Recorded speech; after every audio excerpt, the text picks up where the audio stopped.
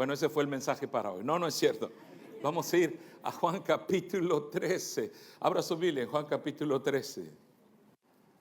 Recuerden, mis hermanos, estamos ya en las últimas horas, estamos estudiando el Evangelio de Juan.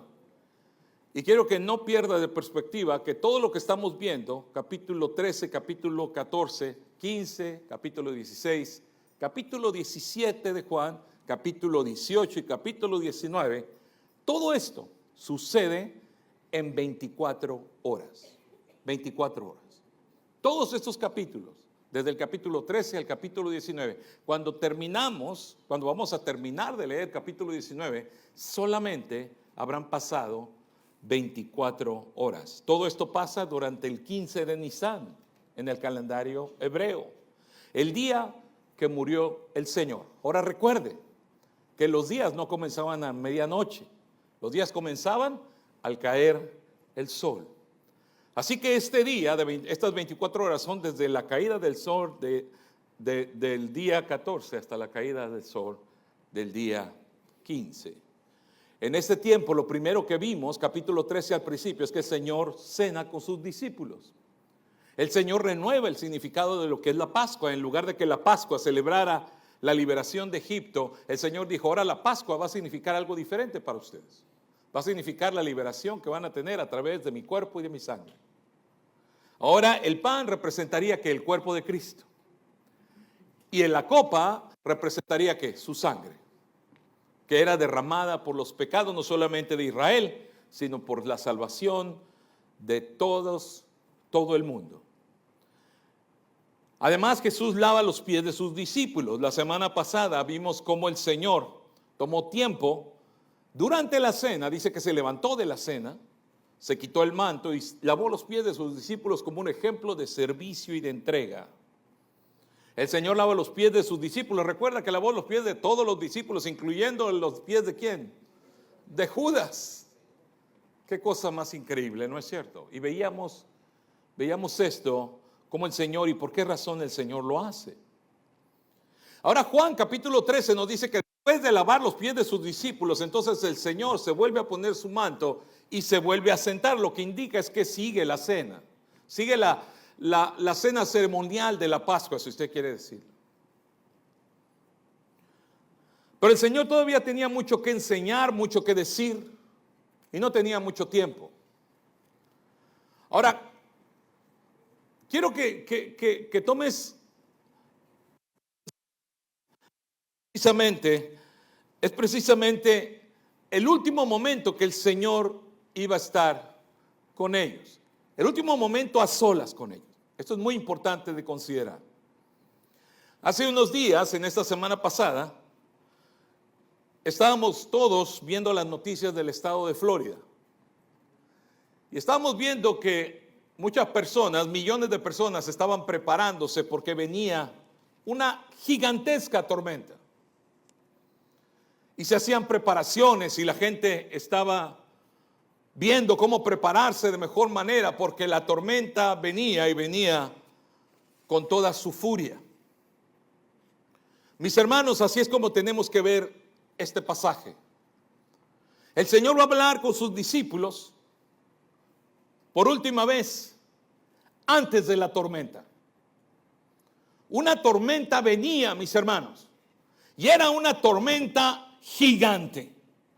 Es más, los discípulos no tenían idea qué tan serio era la tormenta que se avecinaba. Y estaba a la puerta, estaba ya, sucedía ya.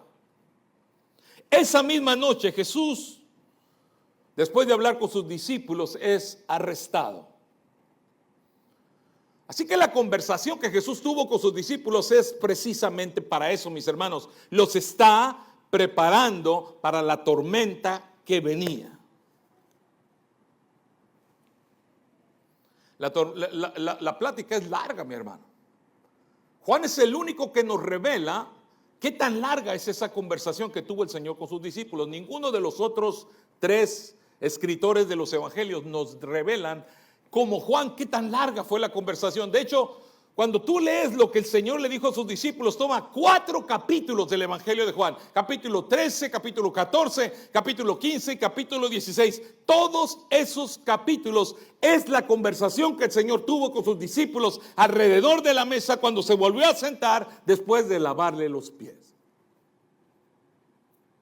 En el capítulo 17 vamos a ver que el Señor hace algo maravilloso. ¿Sabe lo que hace el Señor? El Señor ya no habla con sus discípulos. Nos dice que el capítulo 17, todo el capítulo 17 es una oración del Señor por sus discípulos. Y entonces el capítulo 18 y capítulo 19 vamos a ver qué sucede después en el Getsemaní y por último en el Monte Calvario. 24 horas. 24 horas. Todo esto pasa en 24 horas.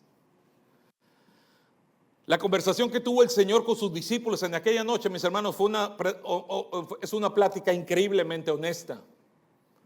Y el Señor les dice las cosas tal como iban a pasar. Y lo que el Señor les va a decir no va a ser fácil, hermano. No va a ser fácil.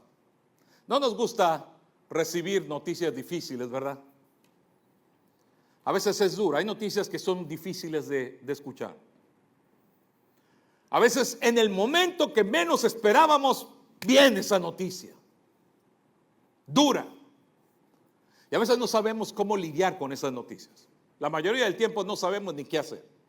Nos sentimos como estancados, como ¿y ahora para dónde voy con esto? No me lo esperaba. Van a pasar momentos en la vida así, hermano. Para los discípulos es un momento de estos. Y el Señor no le va a revelar, ahorita vamos a verlo al final del capítulo 13, no le va a revelar una cosa, les va a revelar 3 cosas que van a conmoverlos tremendamente.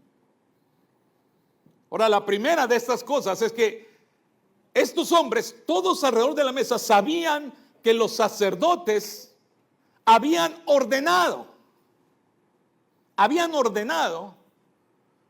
que si alguien sabía dónde estaba Jesús, inmediatamente lo dijera para arrestarlo.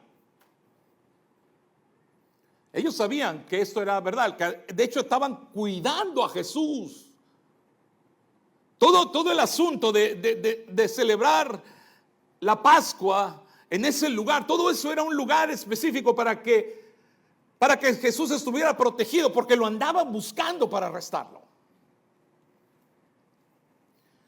Ahora, como les dije, la plática que el Señor va a tener con sus discípulos no es fácil. De hecho, inclusive el Señor estaba conmovido. Vea el verso 21 lo que dice. Capítulo 13, verso 21 dice, habiendo dicho eso, fíjese lo que dice acerca de cómo estaba el Señor en aquella noche. ¿Qué dice? El Señor se conmovió.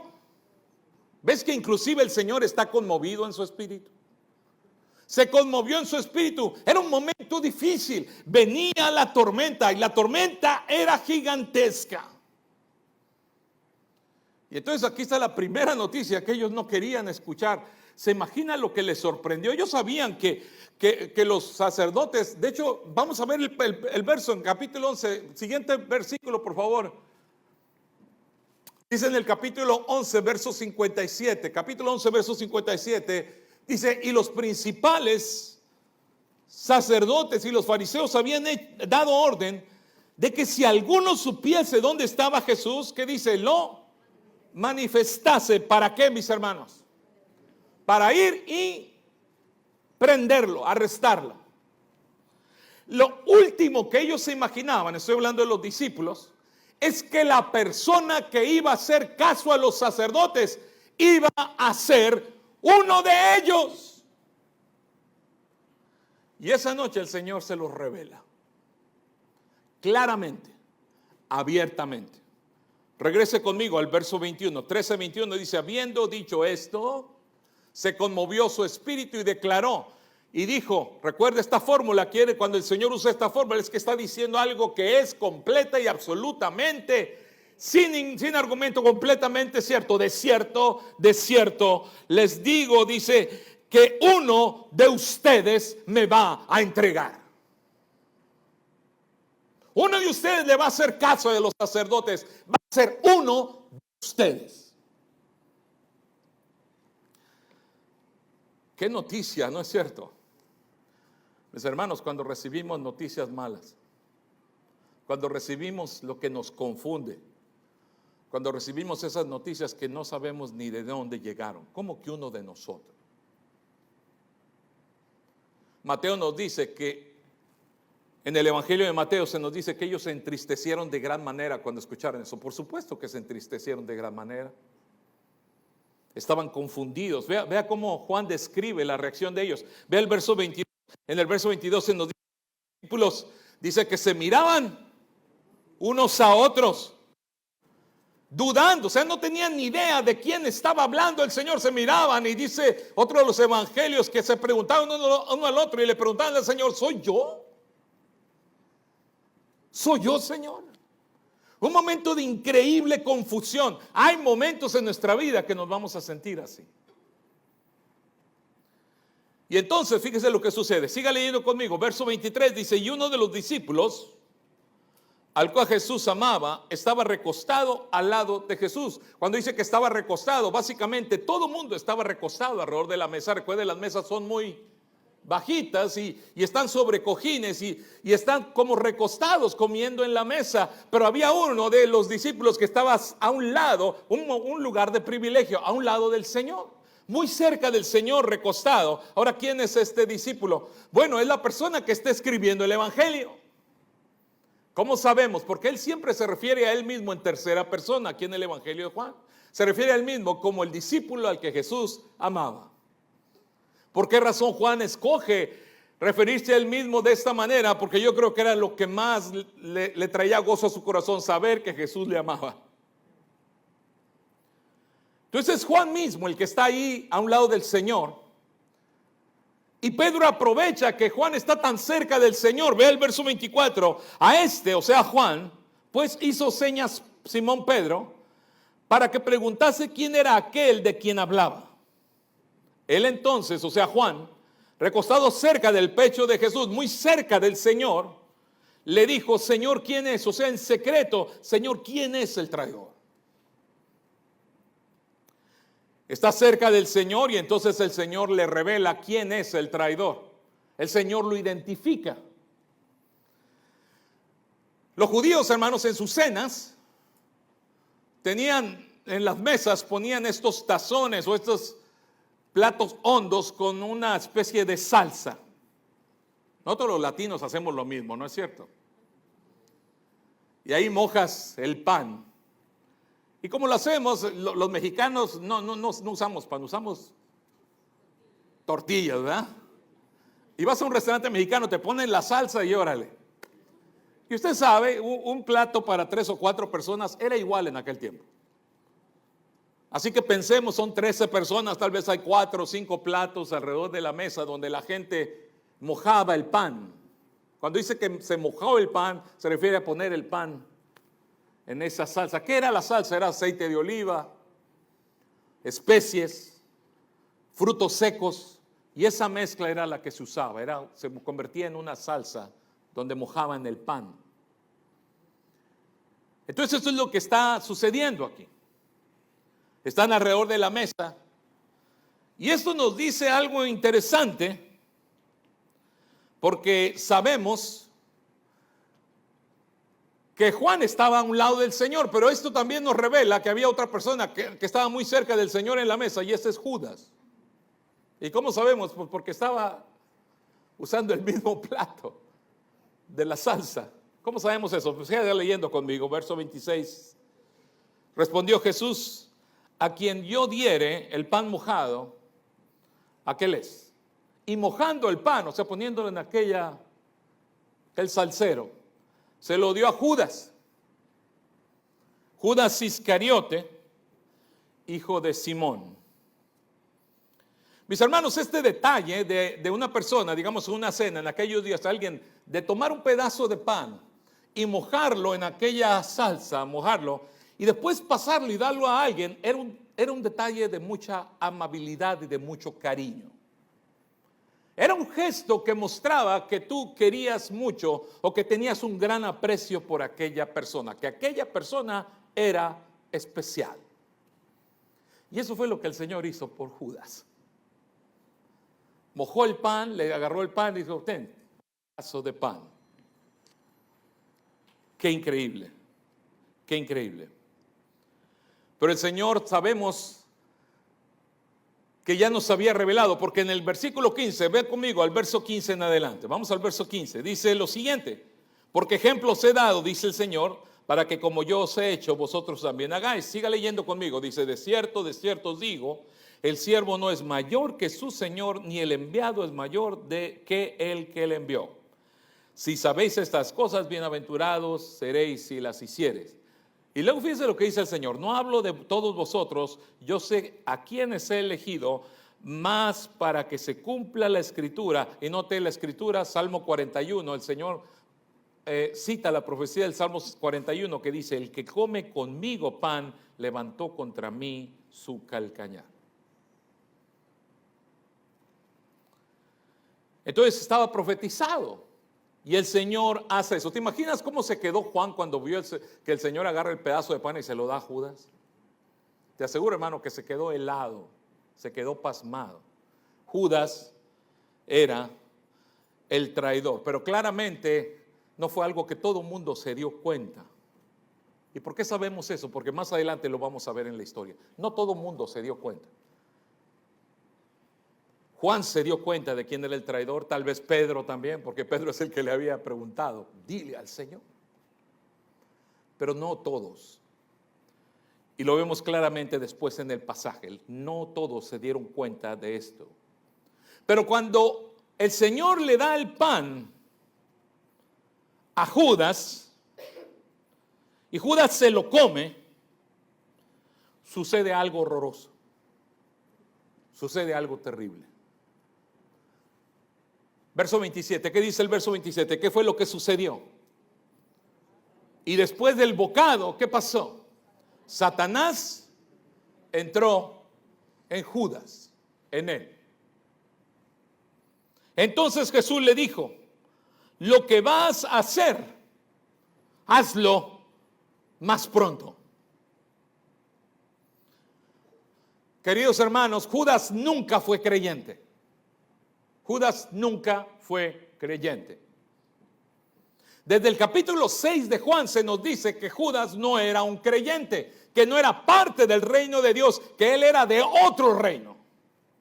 En Juan capítulo 6 verso 70 se nos dice: Jesús le respondió: no os he escogido yo a vosotros los 12, y uno de vosotros es diablo.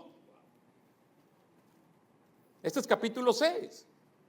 ¿Ves? El Señor claramente desde el capítulo 6 sabía y declara de que Judas no era un creyente.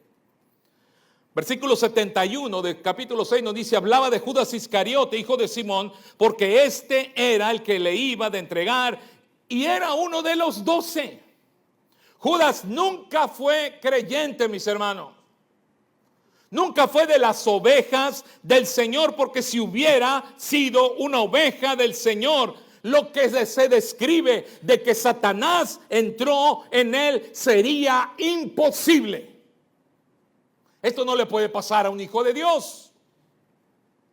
¿Por qué razón? Porque el Señor te lo dice en su palabra. Dice el Señor: mis ovejas oyen mi voz, y yo las conozco y me siguen. Y yo les doy vida eterna y no perecerán jamás, ni nadie las va a arrebatar de mi mano. Judas no pudo haber sido un verdadero creyente, que no escatimó ni a su propio hijo. Y ya había llegado el tiempo. Y el Señor les dice, y aquí está la segunda noticia que les dijo, verso 33, disculpe: hijitos, aún estaré con vosotros un poco. Lo que en otras palabras, es muy poco el tiempo. Me queda muy poco tiempo con ustedes. Me buscaréis, pero como dije a los judíos, así os digo ahora a vosotros: a donde voy, ¿qué le dijo el Señor? Vosotros no podéis ir. Jesús iría a la cruz del Calvario y la mayoría de ellos se iban a esconder. ¿Recuerda lo que hicieron los discípulos? La mayoría se escondieron. Pero en ese momento uno de ellos Dice, yo no, ¿cómo que yo no puedo ir contigo? Uno de ellos se sintió muy valiente y le dice esto al Señor, verso 36, ve conmigo al verso 36. Entonces Simón Pedro le dijo, Señor, ¿a dónde vas? ¿A dónde vas? Jesús le respondió, a dónde voy no puedes ir, no me puedes seguir ahora, me vas a seguir después. Verso 37. Le dijo Pedro, fíjense cómo Pedro se atreve a contradecir a Jesús. ¿Alguno de ustedes se atrevería a contradecir a Jesús? Que Jesús te dijera algo y te digas, no es cierto. Bueno, es lo que está haciendo Pedro. No, Pedro, no me puedes seguir. Y Pedro en su orgullo se le ocurre corregir al Señor, al Rey de Reyes y Señor de los señores. Y le dice, ¿por qué no te puedo seguir? Es más, Señor, mi vida yo daría por ti. Mi vida yo pondré por ti.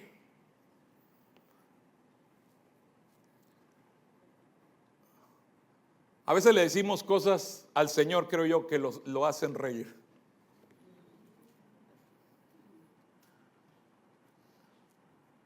A veces el Señor nos mira y dice, ¿cómo te atreves a decir eso? Ese es el caso de Pedro. Mire la respuesta de Cristo, verso 38. El Señor le respondió, ¿tu vida vas a dar por mí? ¿En serio estás diciendo eso? ¿Tu vida vas a poner por mí? Te aseguro, tú no lo sabes, pero te aseguro, de cierto, te digo, no va a cantar el gallo. ¿Qué quiere decir eso? No va a salir el sol, no va a amanecer siquiera cuando ya me hayas negado 3 veces. Y mi vida, dice que tu vida vas a dar por mí. Ni siquiera va a amanecer cuando me hayas negado 3 veces. Ahora Pedro después, porque Pedro estaba tremendo, va a querer probar a Jesús, que Jesús está equivocado. Allá en el huerto de Getsemaní, Pedro va a mostrarle a Jesús que está dispuesto a dar su vida por él. ¿Recuerdas cómo lo hizo? ¿Qué hizo Pedro? Trató de defender a Jesús. ¿Y sacó qué sacó? Sacó una espada. Hizo un desastre. Porque cuando queremos hacer las cosas en nuestras propias fuerzas, siempre terminan mal las cosas. Y entonces, ¿quién es el que tiene que deshacer el desastre que hace Pedro? ¿Quién es el que deshace, que vuelve a arreglar las cosas? Jesús. Es lo que hace con nosotros el Señor. El Señor a veces tiene que hacer lo mismo.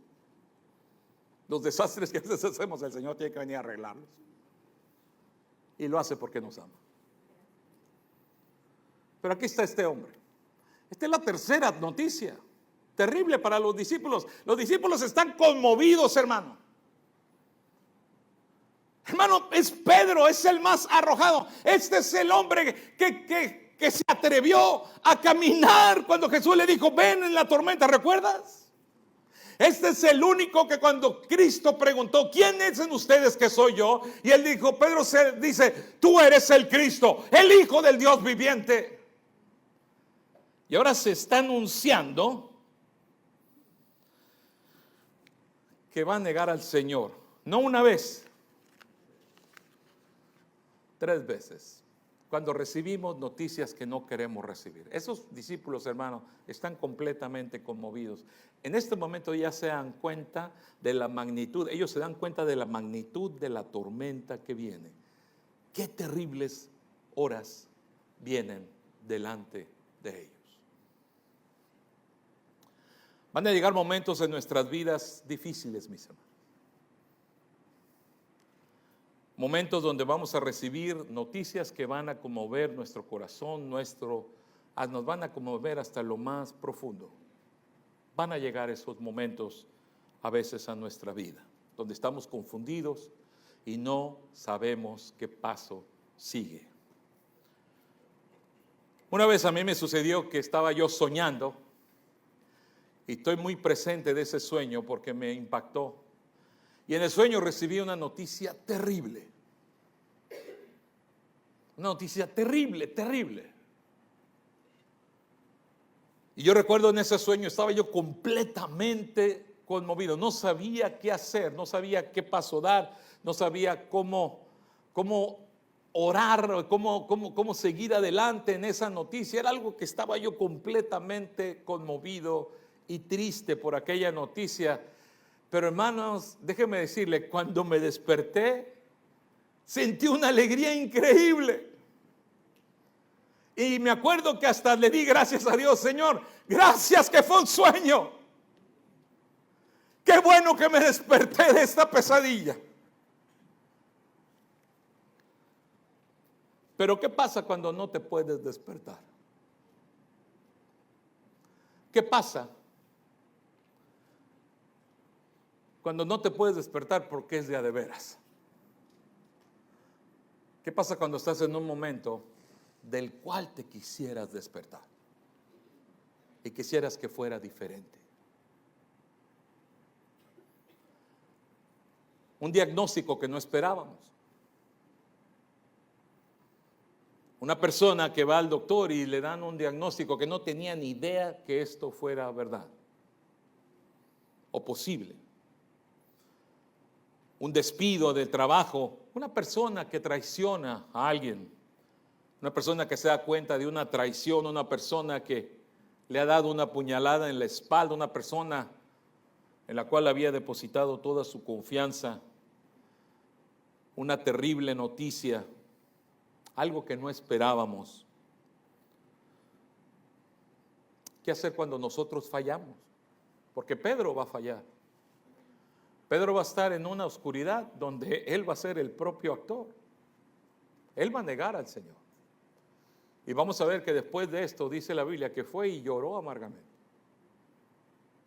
¿Qué hacer cuando estás en un momento donde has caído en algo que no deberías de caer? ¿Qué hacer cuando estamos en un momento, en esos momentos del cual no nos podemos despertar? Cuando parece que las cosas perdieron su sentido. Las horas oscuras en las cuales estaban los discípulos, las horas oscuras que venían delante de ellos.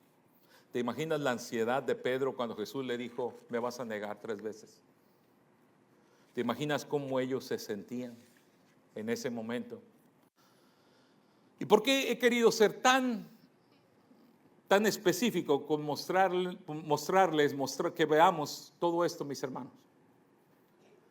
Porque deseo que entiendas, mi hermano, y que entendamos todos por qué razón Jesús dice estas palabras. Las palabras que Jesús dijo en el capítulo 14 es por todo lo que hemos hablado. Los discípulos están en un momento de terrible tensión, confusión, oscuridad. Y en ese momento Jesús habla a ellos y viene con estas palabras. Y quiero que, si tú te encuentres en algún momento difícil, que tomes esto que Jesús le dijo a los discípulos para ti, mi hermano, esta mañana, para ti, mi hermana. Porque Jesús le dice estas palabras a sus discípulos en este momento de prueba y se los dice con todo el corazón. Capítulo 14, verso 1. No se turbe vuestro corazón. Creéis en Dios, creed también en mí. La gloria sea para el Señor. Y luego les dice: en la casa de mi Padre muchas moradas hay. Si así no fuera, porque el Señor es honesto, es sincero con ellos, si así no fuera, yo se los hubiera dicho. Dice: me voy, sí me voy a ir, pero me voy a preparar lugar para ustedes.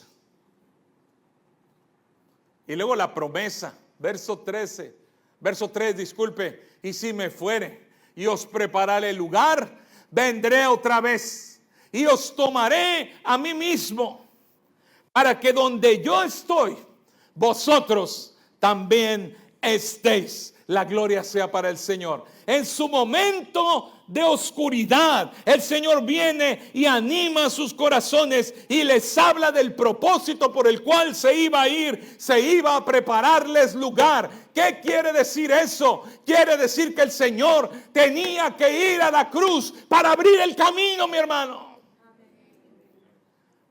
No podemos pensar que dice el Señor, voy a preparar lugar y tener la idea de que el Señor tiene 2000 años tardándose en prepararnos, porque el Señor es mucho detalle, es como un decorador de interiores que ha tomado 2000 años en decorar las mansiones celestiales. Absolutamente no. Cuando dice preparar lugar, está hablando de que Él tenía que ir y abrir el camino en la cruz del Calvario. Él nos preparó un lugar para nosotros. Si Cristo no hubiera muerto, tú no pudieras ir al cielo. Me voy porque les voy a preparar un lugar. Y la primera preparación fue morir por ti en la cruz del Calvario. El Señor describió el cielo como un hogar preparado donde mora el Padre amante, el Padre celestial. No es un lugar imaginario. El cielo es real. Y ahí mora el Señor. Y en medio de su angustia, el Señor les recuerda que este mundo no es un final. Hay moradas donde ellos habitarán un día por pura gracia. Él irá, pero un día regresará y va a volver por ellos. El Señor les asegura, esta no es la última vez que estaremos juntos. Un día volveré otra vez, dijo el Señor, para que donde yo estoy, ustedes también estén. ¿Y saben lo que les dijo? Otra cosa que les dijo el Señor. Y cuando nos volvamos a reunir, vamos a tomar una vez más esta cena. Pablo nos lo dice de esta manera. Tampoco, 1 Tesalonicenses capítulo 4, verso 13. Tampoco queremos, hermanos, que ignoréis acerca de los que duermen, para que no os entristezcáis como los otros que no tienen esperanza. Porque si creemos que Jesús murió y resucitó, así también traerá Dios con Jesús a los que durmieron en él. Por lo cual os decimos esto en palabra del Señor, que nosotros los que vivimos, que habremos quedado hasta la venida del Señor, no precederemos a los que durmieron, porque el Señor mismo, con voz de mando, con voz de arcángel y con trompeta de Dios, descenderá del cielo, y los muertos en Cristo resucitarán primero. Y luego nosotros los que vivimos, los que hayamos quedado, seremos arrebatados juntamente con ellos en las nubes para recibir al Señor en el aire, y así estaremos para siempre con el Señor. La gloria sea para Él. Porque esto debe animarnos. Esto debe animarnos. Saber que si hay angustia, incertidumbre, oscuridad a veces en nuestras vidas, esta prueba pasajera no es comparable con la gloria que en nosotros ha de manifestarse, dice el apóstol Pablo. Tu historia tiene un futuro glorioso, mi hermano. Tu futuro es hermoso en el Señor. Vas a estar con el Señor para siempre. Ese es tu futuro. El Cristo que se fue, un día volverá por nosotros, para que por donde Él está, nosotros vamos a estar también por los siglos de los siglos. Esto nos debe de animar. El Señor le dio estas palabras a sus discípulos en este momento de prueba. Así que quiero alentarte con estas palabras, mi hermano, mi hermana. Ahora el Señor también les dijo algo maravilloso. Ve conmigo al verso 4, Juan 14, 4. ¿Lo tienes? ¿Y sabéis a dónde voy? Dice, y sabéis el camino. Pero ellos estaban confundidos. Y Tomás es honesto con el Señor y le dice el verso 5, le dice Tomás al Señor. Le dijo Tomás, Señor, no sabemos a dónde vas. ¿Cómo podemos saber el camino? Sí, mi hermano, cuando estamos en un momento a veces muy difícil, no sabemos el camino, estamos confundidos, no sabemos cuál es el siguiente paso. Pero ¿sabe quién es el camino? Jesús es el camino. Verso 6. ¿Lo quieres leer conmigo en voz alta todos juntos? ¿Qué dice el verso 6? Léelo conmigo. ¿Qué dice el verso 6?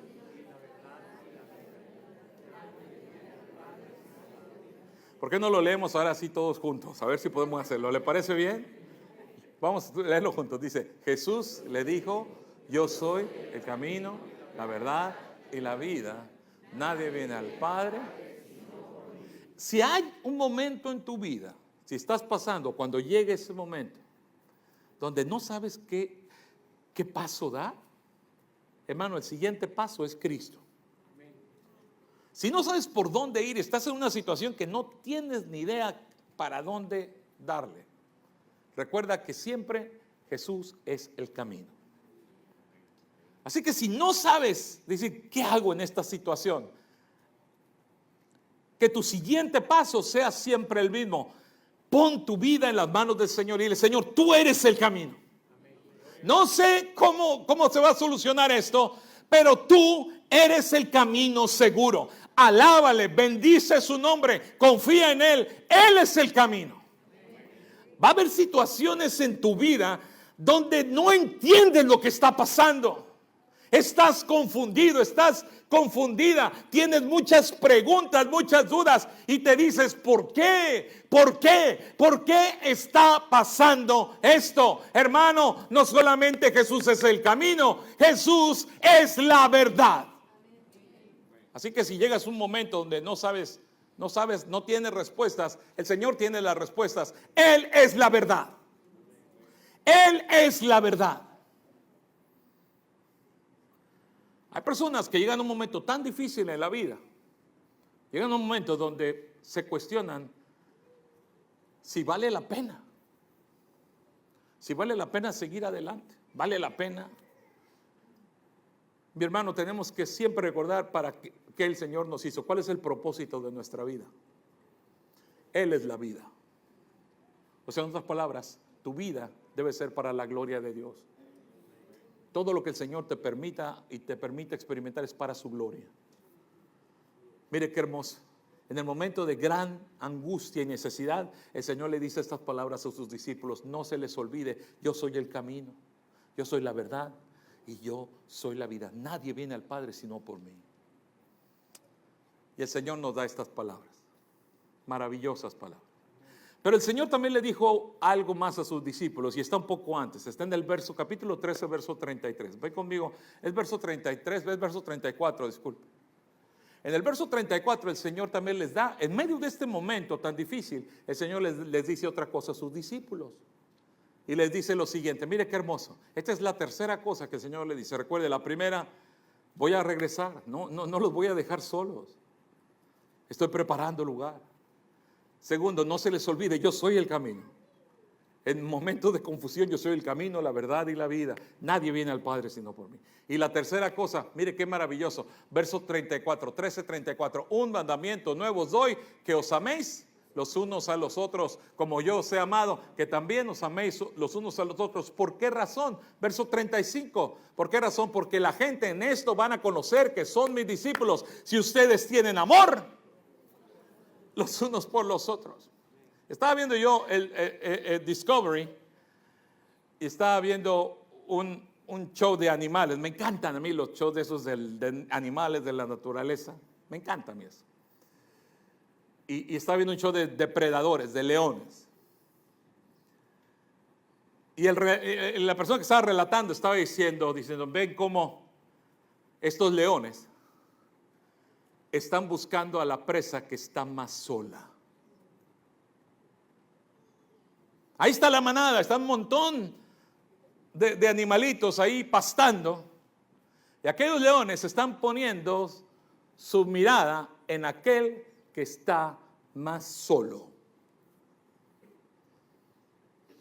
Mi hermano, si estás en un momento de angustia, en algún momento de tu vida, muchas veces Satanás te va a querer engañar, a que te apartes. Cuidado, porque el depredador anda buscando al que está solo. Ahora tu salvación y tu vida está segura en las manos del Señor. Ya lo vimos, nada te va a arrebatar de las manos del Señor. Pero Satanás puede lastimar tu vida de maneras muy serias. Y ten cuidado. Si estás en un momento de tribulación, no te apartes. El Señor fíjese lo que les dice el Señor. Viene este momento difícil y es momento ¿para qué? Para estar juntos. Es momento ¿para qué? Para amarse los unos a los otros. Para estar unidos. Es momento para que estés en donde vas a tener, hermano, hay sanidad. Hay bendición en la familia de la fe. Cuando estamos juntos, ahí hay fortaleza, hay consuelo. Y Dios no quiere que pasemos nuestras tribulaciones solos.